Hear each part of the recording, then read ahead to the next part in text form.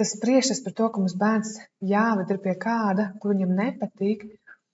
Es tiešām nesaprotu, kāpēc tāds veidojās. Nevajag vest bērnu tur, kur viņam ir neveselīgi.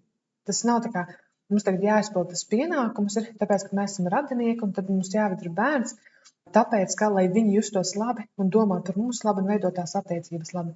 Bet bērnam tas ir slikti, un it sevišķi, kad jau bērns pats sāk teikt, tad nevajag vest, jo ko mēs iemācam. Mēs vienkārši bērnam iemācīsim, ka tā ir norma, to, ko viņš tur piedzīvo. Un mēs gribēsim, lai bērns aug laimīgs, veselīgs, un viņš veidot robežas un neļaut nevienam pārkāpt pār viņa robežām, un viņš pats tāds apņēmīgs un tam līdzīgi.